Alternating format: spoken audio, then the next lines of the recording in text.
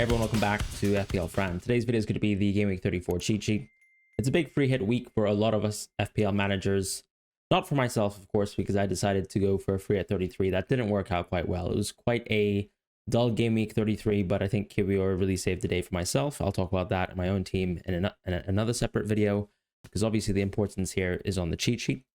If you've never seen the cheat sheet series before, it's effectively a series where we look at all the positions in FPL, tier the positions based on sort of the medium to long term, I suppose. But of course, now we're in a short to medium term stage, very close to the end of the season. I think, unfortunately, too, there's a lot of narratives that take part in the season that I think are actually more relevant than they are at different points in the season. Underlying data is something that I tend to use and I stick by. And my understanding and interpretation of managers' minutes, or players' minutes rather, and managers' interpretation of their minutes in the present state is being reflected within the cheat sheet series. Now I think there's a huge element to, just as a macro topic, 3 or 4 different teams being involved in European competition. The likes of Spurs, the likes of Arsenal, the likes of Man United. These kind of teams are heavily involved in European competition. You also have other teams as well who are relegated, who are not really fighting for much in the mid-table, I suppose, who may be focusing on other competitions like the FA Cup. And those kind of narratives do have some sort of importance because we're starting to see things like Bruno Fernandes getting rotated for games. And that has impacts on a wider scale. So I feel like whilst I am so religious sometimes at times with data, I can't help but realize that some of these narratives are very much at play. And I'm trying to sort of embed that a little bit within the analysis. For this week, because it's such a big 3-hit week, what I will do is also sort of separate the kind of medium to long-term transfers for a lot of people who aren't on a free hit strategy. So this will kind of be quite helpful. At the end of the day, if you're not on a free hit strategy, you're still going to want to have players who have good game weeks, I suppose, on this week, right? A good fixture. And then if you're simply attacking the free hit with 34, we have 2 sheets specifically for you for attackers and defenders. And of course, I've already expressed my thoughts in terms of what my free hit 34 draft would be. But I think there's 1, 2, 3 changes that I'd be happy with. Like, for example, if I was on a free hit 34 to make on those drafts. So if you're interested in that video, have a look at that too. But let's get started with the midfield cheat sheet. Sade gets a rise. You might not have heard of him before, but he does play for Brentford and he's been playing really consistent minutes. We have some Brentford long-term injuries who are coming back into the team quite soon. Someone like Igor, for example, and there's of course going to be a slight concern in terms of Sade's medium-term minutes, but I think Sade's actually played really well so far. His underlying stats are actually very, very solid, especially for a player of this price point. And as I've been saying and sort of re-emphasizing almost on every single video, Brentford just have really, really good games to close out the season. So I think that's a huge positive that you actually have someone like Sade here who has really good minutes, who can be sort of a replacement for someone like, let's say, Murphy in the medium to long term, and is also kind of someone who can maybe be a single free transfer for some people this week, right? If you own someone like Rodgers or Sarr and you don't really want to have a team full of blankers, Sade is actually someone at this sort of price point that I think is quite unique. Semenyo is very good because, of course, he has a chance of doubling in Game Week 36. Once again, I will not reflect any potential doubles or blanks in Game Week 36 and 37 because simply there's no reason to even consider it up until after the FA Cup final. What is worth considering, of course, is the likelihood of the, I guess, doubles, but even that is quite hard to categorize. Part of this is an art, which is done by some of the schedule predictors like Tala Nadim, Ben Crellin, Planet FPL James. These 3 people will sort of give us their best thoughts in terms of whether we have doubles in 36 and 37. But it's also the FA Cup outcomes that also draw on how, for example, I don't know, let's say games are rescheduled into 36 or potentially just into the midweek in Game Week 37. So that's one of the crucial things. Even if teams are to go towards the FA Cup final, with exception to Aston Villa, who unfortunately already have a game scheduled in the midweek of Game Week 37 because of Tottenham and their sort of presence within the Europa League, what we have is effectively a non-guaranteed Game Week 36 or 37 double or blank. So yeah, just a little bit of an understanding of the landscape if you didn't really get, I suppose, what the fixture curve is looking like. So when we move towards other aspects, Rodgers and Sarr drop. That's simply just because you've got the short-term blank here. And yes, of course, both these players actually have good chances of doubling in 36, as I said. They also have a chance of not playing at all on 37. So when you think about, let's say, making transfers from now to the rest of the season, I think it's still worth thinking big picture. When you look at your own team, how many doublers you prospectively would have on Game Week 36 and how many blankers you'd conversely have on Game Week 37 if, let's say, a good outcome was to happen in terms of FA Cup and fixture rescheduling. So something to think about where, yes, of course, it's so nice on paper, unless you have free at 36, to rack up all these doublers and forget about Game Week 37. But Game Week 37 is something you still have to deal with as someone who has a lot of doublers potentially for 36. Murphy gets a drop as well. I just think that, yes, of course, the immediate term match is amazing. And if you own Murphy, you probably have no issues. If you're on a free hit, he's not really the sort of priority Newcastleman that I would go for. I wouldn't dare go for Gordon yet either.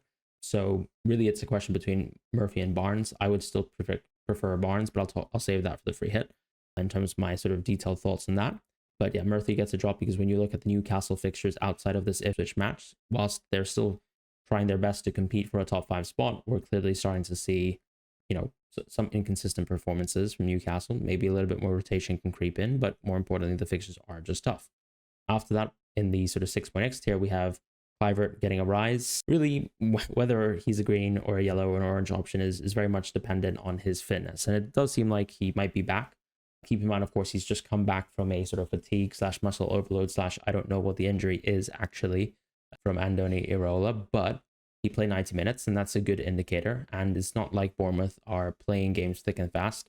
In fact, when you look at the next 2 fixtures for a team like Bournemouth, they actually face 2 teams that are very likely to rotate for their sort of European games. So Man United and Arsenal actually look like good games on paper. Aston Villa, they're at least a home team, and Villa, to be fair, have been playing really, really well. So I don't have much to say. That's quite a tough game. But we've seen this Bournemouth team be very solid versus top half teams, and I don't think this will be too much different towards the end of the season, even though the results haven't been great. The sort of underlying stats for Bournemouth haven't really dropped off massively. I think they've mostly been hurt, unfortunately, by injuries, like, for example, the recent Tavernier, Ryan Christie, and even Kluivert, for example, missing out a couple of games type of injuries. Asensio is still someone that I'd hold in the yellow tier. Potentially, he really deserves to be in that sort of orange tier. I think I've had a hard time sort of categorizing some of the players that blank this week versus some of the players who have a really good game this week, right? So you can see that maybe I've been a little bit too harsh with the Newcastle players, and I think a lot of people will have that immediate reaction. But my thoughts are most people are going on a free at 34. I myself did a 3 at 33. Some people might go for a free at 36. Some people might have already pulled the trigger on free at 29. My thoughts are that if most people are on 3 at 34, that this general cheat sheet is still going to be reflective of overall sort of macro term lens for people who are on that meta strategy. But when you're looking at this and you're someone in my position, of course, someone like Asensio, Rodgers, or Sarr, or even Eze aren't as interesting, right? Same with Rashford. So that's why you're seeing some drops for players like Rashford and Eze as well. Gibbs White being added here because he's actually quite an interesting pick, right? Very similar to Brentford, I would say. Nottingham Forest actually have some really, really good games and fixtures up until the end of the season. Does Gibbs White have really good underlying stats? Absolutely not. Does he have better minutes than some of his peers within the attacking positions, with the exception to Wood? Yes, he does. So I think that's quite interesting, and that's quite a big pro going into the end of the season. The argument of, or the qualitative argument of, do people have something to play for? In Nottingham Forest's case, they do. And that's a huge plus, and they play football, right? And that's quite important. Marino gets a drop because, of course, we have that sort of injury concern. I was quite shocked, to be fair, to see him play only 57 minutes within the double, but it seems like maybe he might have even suffered a knock in the previous match, and I don't even know whether his sort of Champions League readiness is in doubt, but he was not within the squad within that previous match versus Crystal Palace as well, and Arteta has already mentioned that he is struggling. As far as Trossard and Martinelli, I thought they were relatively good differential picks for this double. Did I go for them on the free hit? No, of course not. But yeah, maybe an ode to Trossard, someone who I've owned for a large part of the season, who I thought has always been a very good, solid pick, especially when his minutes are strong, but didn't absolutely out for me. I think he's a strong pick, but when you look at those Arsenal fixtures, generally speaking, up until the end of the season, they're just not great, right? And you can anticipate and you can almost guarantee massive, massive rotation in Game Week 35 versus Bournemouth, which is why they find themselves in the sort of differential tier. In the next tier, we have Mbumo at the top. Nothing has changed. The 18-pointer wasn't something I expected, but it clearly is, I suppose, within his wheelhouse. I think a huge pro with someone like Mbumo, once again, is fixtures up until the end of the season being very good. and minutes just being guaranteed, right? We're seeing even some of the more nailed players, as I said, involved in European competitions, maybe involved in FA Cup rotation sort of theatrics. Those types of players are losing minutes. Someone like Mbumo, like Wisa, are not really losing minutes, and they're just good guarantees up until the end of the season. Bowen, I've given a soft drop just because of sort of fixture changes. Luis Diaz, I've actually kept him exactly where he is, because I actually think that right now it seems like Darwin's minutes are a bit reduced. There is this sort of rumor, which could be true, could be false, could just be complete waffle, that Darwin has or is one appearance away from a 5 million clause having to be paid to Benfica. That's going to have a soft boost, right, on someone like Jota, someone like Luis Diaz and their minutes, and of course, conversely, Gakpo too. So something to look at, but I think Luis Diaz's minutes in the short term right now look really good for Liverpool. So he's the one Liverpool pick that I quite recommend on all types of sort of chip structures.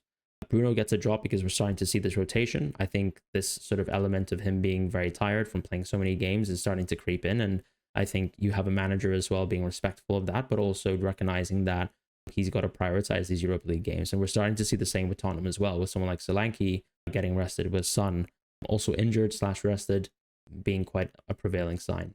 De Bruyne, his minutes look really, really good. Foden's minutes are absolutely toilet. So really nothing has changed in this camp. And probably doesn't even deserve to be in the cheat sheet. I think he's probably the worst rated differential that I have here. He really should be off the cheat sheet. Maybe it's just because I pay respects to Foden's great season last year. But yeah, he's not really a serious pick right now in FPL, just given the state of his performance, I suppose, his level of fitness, whatever that means. I'm sure he'll be reintegrated into the team, and I'll probably shut up at some point in time, but he's shown nothing. Players like Sabinho and Makati are playing minutes ahead of him. We're starting to see also Marmoush and Doku utilized on the left. But I think the key point that I would mention here is anyone interested in sort of Man City minutes should probably have a look at dis_FPL's Twitter posts. He's really iterated sort of what this new false nine type KDB structure is like, and what that means for Marmoush's role, what that also means for potentially some players a little bit on the periphery like Foden as well, where he's clearly trying to get his minutes back. Ironically, I think this sort of system is quite beneficial to Foden as well, given that there's less of a sort of preference to use out-and-out wingers within the system, and you have more sort of interior type wingers. And then you actually have players like Nunez and Nico O'Reilly actually providing the width within the team now, which Pep has mentioned is actually something he wants to do to gain more control within the pitch. And, that really should benefit someone like Foden, but form is form in the eyes of Pep. As far as, let's say, the next set of tiers of players, I've given drops to a lot of the premium players, because I just think when I think about how we're supposed to construct our teams up until the end of the season, I'm not really intrigued by a lot of the topics. Saka's minutes look really precarious. The fixtures look really precarious as well. Palmer's been, I have to admit, like, absolutely out of form. But when you look at the seasonal underlying stats, when you look at the fact that he's on penalties and some of the fixtures aren't awful altogether, I still think he's a pretty relevant pick in the game. Has he been relevant for the last 10 weeks? No. Do I have reason to believe that he still can be relevant? Honestly, I do think so. And I think I spoke about this a little bit in terms of my transfer plans video, but then also just my thoughts in terms of the free hit as well. And just a little bit of an iteration of, we like to think that markets are very perceptive, probably better than us at sort of gauging general things and sentiment, and that they're fast reacting as well. Or maybe you don't. Maybe you think you're ahead of the markets. But Palmer still is an extremely highly rated player, and I think that still remains the case when you look at these underlyings. I think that's very much reflective of that, and his minutes look like they're back to his best. So it's really a case of whether Chelsea, I suppose, can step up as a team and sort of consistently build slightly better sort of attacking returns and team strength that we'd like to see, really, that we saw at the beginning of the season. With Salah, we have a drop as well. I think Liverpool, I guess, across the board performance levels are pretty down. But there's everything to play for with this sort of Tottenham match, and after that, I guess everything's up in the air and the fixtures aren't so great. But he's probably going to be a top captaincy option for this week, and there's not much to be really said about Salah. I was sort of lambasted a little bit for suggesting that maybe people could go without Salah if they wanted to on a Gaming 30/31 wildcard, especially if they were sort of frail in terms of budget, or on 31, of course, after you missed one of the better games of Gaming 30. That maybe people can consider going without Salah, because it's sort of a really good opportunity to sort of squeeze your funds into different players and different price points. And I still very much think that this is the case, that this happens to be on Gaming 34, one of the sort of remaining great Salah fixtures. In terms of the forward aspect of the cheat sheet, we have Evan Nilsson getting a rise, Cunha getting a rise, Wood getting a rise, Mateta getting a drop, and that's simply just fixture related. and no change on Watkins and Isak. So I think as we close towards the end of the season, these are actually the 4 or 5 strikers that I think are the absolute best. I think Evan Nilsson has the highest chance of getting a double.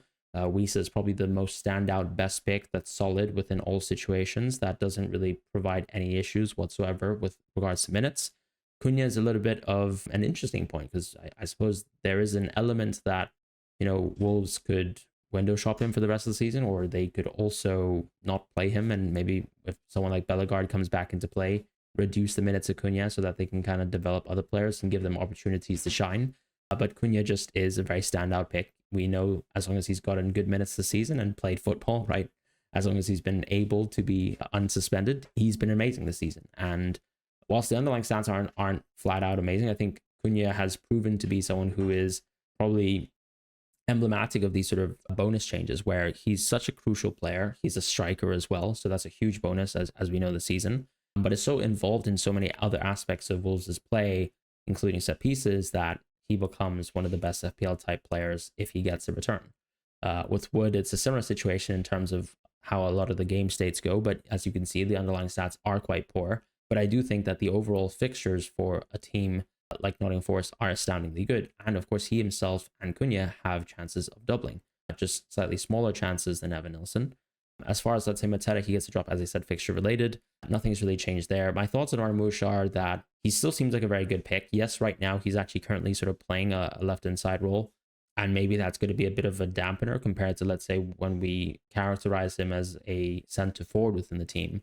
But I still think that he's actually a very, very good pick. And ultimately, the fixtures for City in the short term are really, really good. So I don't think there's too many regrets that someone can have over owning someone like Marmoush. And he's probably only a sell if you somehow maybe are on something like a Game Week 36, I suppose, free hit type structure. He just seems like a really solid pick up until Haaland comes back. And I don't think we're that close to Haaland coming back because I haven't heard any sort of chatter or murmur about it. We have seen some Haaland Snapchat and Instagram stories, but that's not really relevant. In the defense, moving over to that, and actually sort of taking a step back, I think just closing out with the forwards, the only thing I'd like to say with players like Evan Nilsson, Cunha, Wood is that I think a lot of it is just to do with your sort of risk preference as well. Not many of these strikers are actually very highly owned, but I think you'll see, for example, in a week like this, a lot of people moving to Cunha, and then progressively as well, probably people moving into Wood going forwards. Maybe Wisa as well, because his performances are good, and as I said, the fixtures are flat out good. So you have an opportunity really to differentiate yourself very easily with some of these forward picks, and I'll mention in the free at 34 as well some other forward picks that I find interesting specific to this week. Within the defense, so as I said, shifting gears back to that, Aguero just gets a rise, just fixture related. Leicester at home, great game. Sessegnon added to the cheat sheet now with an asterisk. There is an opportunity, of course, for Harry Wilson to take his minutes away, but right now Sessegnon's playing really well within this sort of right wing position. And I think he's probably done well enough to at least guarantee a start versus Southampton. Going forwards after that, it might be the case, of course, of whether Wilson plays more minutes or whether someone like Sessegnon will be able to keep his spot. But I think he is, if he is a starter, he is probably the best sort of value price point pick within the game, because you actually have an attacking winger playing defense for a very, very good defense as well, might I add. Seasonal XGC has been really good for Fulham. Are the fixtures that great? Not really outside of Game Week 34, I suppose. Game Week 36 is a really good game too. But hey, you don't really get options like this very often, and he's a very good pick as a result of that. Konsa gets a drop. That's simply just fixture related. Aitnuri gets a rise, also fixture related. I still think Nico Williams and Kira are very, very good in the sort of next price tier. I think they're really solid picks to close out the season. Nico Williams is really good sort of XGI, now playing sort of in his preferred, I would say, right back position up until Aina comes back. And then Kiwior, of course, I feel like is nailed up until the end of the season. I can't see why there's a reason to probably give more rest to Kiwior than, let's say, someone like Saliba. I think if you're ever going to see rotation from Arsenal, I would actually expect that Saliba's minutes would be reduced compared to Kiwior's. But that's just my thoughts in terms of match load over the course of the season and what these players can sort of take right now. Livramento, I think, is still a really strong pick. He's probably actually the Newcastle defender that I like the most, just because compared to like sort of the price point of Schär, makes a lot of sense to keep someone like Livramento. Burn falling closely behind. Wan-Bissaka obviously just need to sort of monitor his injury situation, but really the fixtures kind of that were good for West Ham have come and gone, so he's just a differential. With Estupiñán, we actually have some really good fixtures, I think, over the next 3. But Brighton have been pretty shocking recently, and it's kind of hard to I suppose, promote the idea of going for a Brighton defender, especially when you have big injuries within the defense as well. After that, we have Ruben Diaz, still within the top tier. I still really like him because his minutes look really nailed. They do like having a leader within the team. Nico Riley is really not moving from that position. Whilst Akanji's in training, and I think that can have sort of soft impacts on someone like Ruben Diaz. What I quite like is that City actually have a good chance of doubling, and I probably wouldn't bin off a City player up until at least game week 30, maybe 7, right? If they have a blank there. Munoz gets a drop, Timber gets a drop, because I just think Timber is someone who's more likely to get rotated over these fixtures, and he's definitely going to suffer from that. Plus, Arsenal just don't have some great games. Now that you're coming off the double, the value of the Arsenal picks in general are just worse. But it just so happens to be that the defenders, I think, are slightly more nailed than, I guess, the rotating cast of attackers, depending on sort of fitness. And I think they'll want to give players minutes who are involved within the Champions League games just to keep their sort of match rhythm, but then also to make sure that they also don't play minutes that would sort of endanger them, I guess, in terms of recovery, in terms of, I guess, performance maximization in the Champions League. Munoz soft drop as well, just due to fixture related reasons.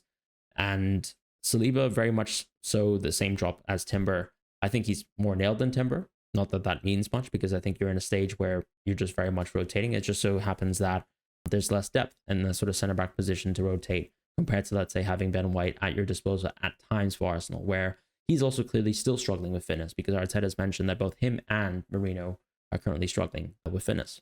And yeah, with Guardiola and Virgil, I think with Virgil and Konate, a very classic case of Ruben Konate sort of copy and paste within a higher tier. Guardiola doesn't have the same sort of open, like, I guess, set piece goal threat as someone like Virgil. He clearly has historically had better open play goal threat, but they're the carbon copy and paste, right? Like, Guardiola has good fixtures and a good chance of doubling. Virgil just has good fixtures up until the end of the season. Does it make a lot of sense for him to play absolutely every game after they've won the league? Maybe not, but I also can't see why they wouldn't. And they probably just want to sort of maximize, I think, the season as much as possible, even though some of the Liverpool performances recently in terms of the outcomes haven't been as astoundingly good as they were really for the, I guess, first 2/3 or 3/4 of the season. Rounding out the goalkeepers, we have a little bit of a rise for Sa here, a drop for Henderson, just fixture related. Same with Areola. You're coming off of doubles and sort of respectively good games like Southampton away, or at home, sorry. And Sells just gets a rise because, as I mentioned, Nottingham Forest and a team like, let's say, Brentford have really good fixtures up until the end. And Raya, just for the fact that he's a defender for a great team, and you probably have the chance to sort of rotate around Raya. I think it's quite clear that a lot of people should have a goalkeeper pairing that allows for them to have someone who plays in 37 and potentially someone who could double in 36. So just a closing thought there. Now let's quickly shift gears towards the 3 at 34 segment of this free hit. I have just simply tiered the players in terms of my favorite players for the free hit. I really don't think that there's too much in between players within the tiers respectively, but you know, these sort of yellow players, these differential players, I probably wouldn't go for in the free hit, but I can understand why someone wants to do that, because as a lot of people are really fond of all these green picks, it's very likely that the ownership will concentrate amongst them. And it makes sense for someone who wants to go differential whilst still maintaining the same chip strategy, some people to still consider options outside of, I guess, what the meta is. And that's totally fine. I think Salah is probably the best captaincy option if I just wanted to iterate on 3 at 34. Isak closely behind, and that's surely just, I think, just a recent minutes read, with Isak just not having the best of minutes as of late, and neither really the best of form. That can be said for Salah as well, but his minutes is still perfect. So for me, I think I would still order the midfielders in this sort of preference of Salah, Palmer, Diaz, Barnes, and Mbeumo, Kluivert. I didn't have Diaz within my free at 34 draft selection, but I did mention him specifically in the draft selection and sort of the video in terms of a strategy perspective. I do think that his minutes could be quite temperamental, but recently I feel like he's going to get, or on recent games and recent performances, I do think Luis Diaz is really good at quite easily get the good minutes that you want for this Gaming 34 match. Is he 100% going to guarantee them? I don't think so, no, but something to be said. With Barnes, I think you have that same sort of risk. But as I mentioned, between Barnes and Murphy, I think the big element here is that Barnes is so much better in terms of open play goal involvement. His minutes are now actually slightly better than Murphy, although clearly, of course, I think the historic pattern in terms of rotation with Gordon being involved within the team is that Barnes probably loses minutes more so. It's just that Murphy is always guaranteed to be a substitute, even for someone who's not going to necessarily fill in his position in the right wing. So I think if you have the chance to sort of pick one of the two players, I would definitely go for Barnes. Also because he's a little bit more XG dominant as a player compared to XA dominant as a player compared to Murphy. Kluivert, I think being fit just means that he's guaranteed to play, which I think is huge. But then you also have just absolute guarantees with someone like Mbeumo as well, who, when you look at that Nottingham Forest away fixture, yes, of course, it looks pretty mediocre. But then I also think that, first of all, you're a midfielder. So, of course, a little bit of guarantees in terms of like clean sheet points and things like that. And also simply, Nottingham Forest aren't going to have that much time to rest. Brentford would have effectively had 10 days of rest. So I think just a huge gap there as well in terms of performance and preparation, hopefully. And that could be quite nice if you want to go for some of these Brentford players. In the next sort of elements of this cheat sheet, we have the attackers. I would tier them in this order as well. Isak, Cunha, Welbeck. Welbeck mostly because of the penalties in the short term with João Pedro being out, thanks to his own theatrics. As far as Evanilson, Raul, very, very close behind. I think when you look at actually the match odds for teams like Wolves, for Brighton, for Bournemouth, and also for Southampton, you'll see that the total goals expectations are very similar. Now, when you look at actually the underlying stats for each player individually this season, non-penalty, I think Welbeck's actually extremely high up there. So I think when you guarantee 90 minutes for Welbeck, I think that's huge, particularly if you think he's on penalties. And Evanilson, falling a little bit more behind compared to, let's say, the likes of Cunha, but he's a little bit more XG dominant as well. Raul actually has really, really good underlying stats too. So I think he's quite conditional, hence the asterisk on someone like Muniz and his own availability, because you don't really want to probably miss out, I suppose, on an opportunity to own Raul for 90 minutes, because I think he'd probably ascend a little bit higher within these rankings, even though I already hold him basically neck and neck with the rest of these players. Then Wood, Strand, Larson, Wisa, also quite interesting options, but I probably wouldn't go for them. My own preference, at least on a week like this. In terms of defense, to round things out for the cheat sheet, I feel like clean sheet odds are probably the most important part to picking defenders. The reason why I say this is, when you look at defenders, most of the defenders within the game have a combined sort of XGI or NPXGI, I suppose, per 90 that's less than 0.5, right? Some of the best defenders of the game only are close to, let's say, 0.3, 0.4, things like that. So it's very hard to say that you'd want to have, I don't know, let's say someone like a Cucurella for sure if he didn't have a good clean sheet odd. The reason why I say this is, when you think about it in terms, I guess, like mathematical terms and probabilities, if someone has, a chance of, let's say, having a 40% clean sheet this week, and someone else has, let's say, a 20% chance of getting a clean sheet, but is a lot more attacking, and their XGI might be something like 0. I don't know, let's say 15, which I think is already exceptionally high, then it's quite close. But a lot of defenders really sort of stray between totals that are honestly maybe below 0.1. So you can kind of get an idea of, how often it is that these defenders actually do kind of produce chances that result in attacking returns. And so I think the clean sheets always drive a huge element of picking players specifically for a specific game week, right? Yes, of course, the outcomes are going to be binary. It's you either get a goal, you get an assist, or you get a clean sheet, or you get all three, or nothing. But the point is to say that clean sheets drive a lot of these totals. And then, of course, when you have an easy fixture, a better fixture, it depends on your opposing team as well, right? Whether they're a little bit more attack dominant, whether they're a little bit more defensively dominant. And that's how I've sort of been driving this list. Sessegnon for me is just out of the box here. Insane, small sample size GI because he's actually an attacker. Trippier, really, really poor season like GI, but we know he's got the set pieces, so there's a bit of an intangible there. With Ait Nouri, very, very consistent attacker this season, has overperformed slightly in terms of both goals and assists, has an amazing fixture, nothing to be said there. Trent, I think, is still going to play limited minutes, which I think that sort of tapers off the ceiling of him, but probably guarantees you a clean sheet as well. As far as someone like Schär, very good goal threat for the season. I like Livramento a lot as well. I think I'd hold them probably neck and neck. I still quite like Trippier for the set piece element of things. I'd probably go for Trippier on the free hit, but that's just me. If you want to go for Schär, Livramento, I really don't think there's anything in between it. I think you're just basically trying to get your roll of the dice in the lottery in, and hopefully it works out for you. With Cucurella, he's actually been really, really good as an attacker, but he does face off against Everton, and that's unfortunately not a very good game, right? So from the attacking point of view, so I do think that that's quite significant. His underlying stats seasonally as well aren't actually as amazing as you'd think, even though Cucurella seemingly has been very sort of goal hungry recently and has sort of proven some great outcomes. Burn, I think, is just probably the worst Newcastle defender outside of Pope. Estupiñán, I still quite like for this week because the fixture is actually really good. Virgil, Konate, I'd hold up there as well, but probably just behind Trent. Robinson, I think that, and I've mentioned this as well, hopefully not a hot take now, but I do think he was totally overperforming at early parts of the season, and he's not as attacking as people think. Do I think the assists were sort of fluky? Yes. And I think in terms of sort of reflecting on Robinson, now that we're basically at the end of the season, he's probably been one of the best left backs this season, because I think the defensive element of his game is very significant too. And obviously sort of his involvement as a consistent sort of fullback player is very much up there compared to all the other top options like Kirkus as well. But has he been as attacking? I think, as we've reached game week 34, as we probably would have thought, maybe early on in the season when he was just getting assists left, right, and center? Probably not. And I think that's a good indication of where sometimes underlying stats can probably tell a little bit of the truth. But of course, you want those outcomes for your team, right? Who doesn't? So yeah, I think Robinson I'd still hold well, but not in an extremely high regard. I also think that the sort of home and away aspect of things is very important in terms of assessing clean sheets as well. And we do tend to miss that.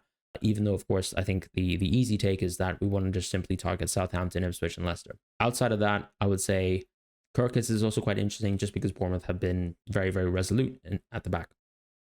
In terms of goalkeepers, I think it's sort of a pure clean sheet play. Small threshold, I suppose, of penalty saves. I recently enjoyed a penalty save, which was a huge treat. But then I also suffered at the Henderson performance in Game 33. Free hitting him out of my team, but that happens from time to time. I think just the idea of giving yourself the best chance with the best fixtures possible is exactly what this is. Pope is in theory the best goalkeeper, but I wouldn't go for him just because you want to maximize in other positions, particularly on attack for Newcastle. I would probably go for Sanchez as my preferred goalkeeper. I think he's actually got some of the best clean sheet odds both on market and of some of the team models that I've seen. But then Alisson, Kepa, Leno not too far behind whatsoever, and Sell's actually a pretty good outside shout. But he's probably going to be a quite highly owned goalkeeper, I suppose. Sells, that is. So I just think take your pick of a goalkeeper that you probably wouldn't have an opportunity to go for. And I quite like Sanchez because I think a lot of people are sort of ignoring Chelsea for good reason, I suppose, because they've been pretty dull to watch. But I mean, you're just asking for a clean sheet here. So that's it for the cheat sheet. Thank you guys so much for watching this Game Week 34 cheat sheet. I hope you guys have a wonderful week ahead. I'll see you guys soon. Take care and goodbye.